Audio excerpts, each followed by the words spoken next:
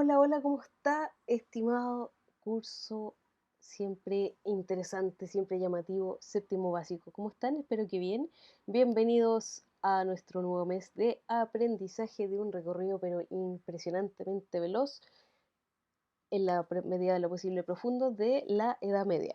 En la sesión anterior vimos uno de los imperios más importantes para entender la Edad Media, quizás no con todo el tiempo eh, que me gustaría, pero no por eso significa que no haya sido relevante. Y de hecho entendería que se hayan demorado más porque es un tremendo imperio que le sucede al Imperio Romano. Estoy hablando del Imperio Bizantino, un imperio que me parece bastante poco conocido, pero bastante importante por las razones que yo le comenté y que probablemente ustedes vieron, que de hecho inaugura su propia arte. Bueno, acá como ustedes ven, yo estoy en una iglesia del otro lado, es decir, una iglesia católico-romana, de hecho de estilo gótico, y hoy día vamos a seguir profundizando, así que si no alcanzaron a terminar o quedaron con dudas de la clase anterior, hoy día es como una profundización de lo que hemos estado estudiando respecto a específicamente el aspecto religioso que distingue al Imperio Bizantino de lo que estaba sucediendo al otro lado del mundo con la Iglesia Católica Romana y en paralelo al surgimiento y desarrollo del Islam, que es otra clase que ya viene. Entonces, contarles que el Imperio Bizantino se distingue por varias cosas. Uno, obviamente, por la ubicación geográfica. En segundo lugar, por su organización política. En tercer lugar, por su idioma, que sigue siendo el griego. De hecho, hasta el día de hoy, en ciertas partes de Europa, por ejemplo, Grecia y otros antiguos remanentes del Imperio Bizantino, se sigue hablando griego. Y otro distintivo del Imperio Bizantino es la religión, que, ojo acá, no se confundan, son cristianos, ellos se confiesan cristianos, pero en el 1054, que esa fecha es súper importante, se divide el cristianismo y entonces el Imperio Bizantino va a tener su propia versión del cristianismo, conocido como entonces religión o cristianismo ortodoxo. ¿Por qué ortodoxo? Porque, perdón, ahí sí, problemas técnicos, disculpe.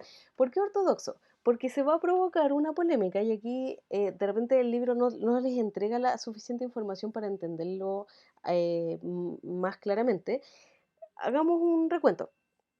En el imperio, en el lado occidental, primero conformado por los reinos germánicos, luego por el imperio carolingio y después en la época feudal, está claro que lo que une a las personas es el catolicismo romano, el cristianismo en su versión católico-romana, que asume que hay un papa y, ojo con esto, uno de los distintivos importantes de la Iglesia Católica hasta el día de hoy, que incluso lo distingue de los musulmanes y de los evangélicos o protestantes, como es el caso que ustedes más conocen, uno de los distintivos es precisamente que se permite el uso de imágenes. Un católico educado te va a decir, no es que nosotros adoramos a las imágenes, sino que las veneramos, es decir, nos genera como esta, como en teoría, eso es lo que explica la teología católica, nos como ayuda a adorar mejor, ¿ya?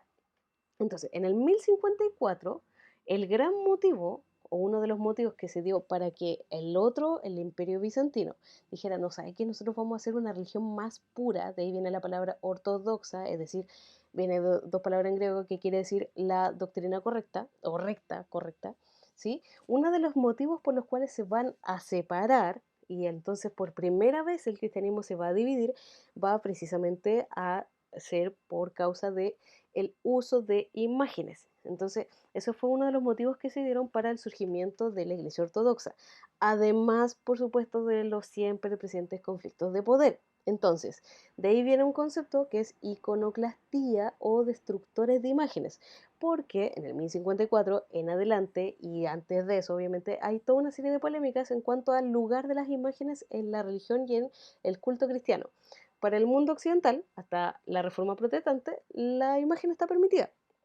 Para el mundo oriental, no está permitida como representación de la divinidad. Por eso también, de hecho, crean el mosaico. Si ustedes googlean el arte bizantino, se van a dar cuenta que, en general, todas las imágenes son bastante parecidas porque ellos no quieren representar como a la divinidad, sino como una idea de. Son disquisiciones profundas, pero el punto al que voy es el siguiente.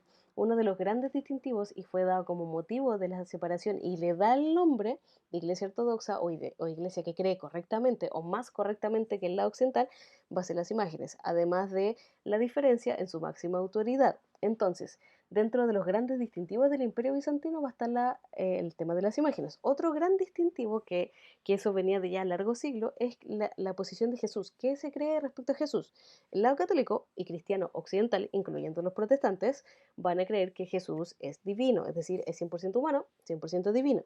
Para la Iglesia Ortodoxa eso no funciona así. Ellos creen, no aceptan la divinidad de Jesús y lo asumen como un hijo de Dios X, ¿ya? Cosa que para el lado occidental hasta el día de hoy es bastante difícil. ¿Por qué viene esta distinción? Porque en el fondo la Iglesia Ortodoxa y sobre todo el Imperio Bizantino recibe bastante la sabiduría griega y toda la tendencia a especular. Eso. Y otro distintivo es que ellos entonces reciben gran parte de la sabiduría griega, no de hecho casi toda, sino toda la sabiduría griega, conserva la legislación y entonces va a haber una mezcla entre el líder religioso y el líder político, el famoso cesaropapismo, que significa César y Papa juntos, en el fondo que el líder religioso es el líder espiritual también. Entonces, para algunos historiadores, esa potencia, esos elementos que la distinguen, incluido lo religioso, va a garantizar su como mayor duración en el tiempo, mientras que en el lado occidental pasan muchos cambios. ¿Cuál es mejor? No sé, ninguno, porque en el fondo uno analiza la historia y las conclusiones son como personales y ya la historia se asume. Ahora, ¿qué pienso yo del Imperio Bizantino? Me parece bastante interesante, bastante relevante y sobre todo, como les conté en el video anterior, que para entender lo que vamos a estudiar en octavo, que respecto al Renacimiento y a todo este rescate de la cultura griega y romana, el Imperio Bizantino es fundamental porque finalmente, mientras está todo como revuelto en Occidente, en Oriente permanecen bastantes cosas, entre ellas se guarda la sabiduría de los griegos y los romanos, entonces tienen su lugar importantísimo en la historia de Occidente, con o sin proponérselo. Eso. Ahora, ¿qué es lo esencial de esta clase? Entender la religión ortodoxa, por qué surge, cuándo surge, bueno, que algo ya les conté, y otros aspectos como asociados a eso. Una clase un poquito menos espesa que la anterior y complementando entonces su conocimiento sobre este imperio muy interesante. Que estén bien, que aprendan mucho y como siempre estaré conectada para resolver sus dudas, preguntas y demás. Que estén bien. Chao, chao.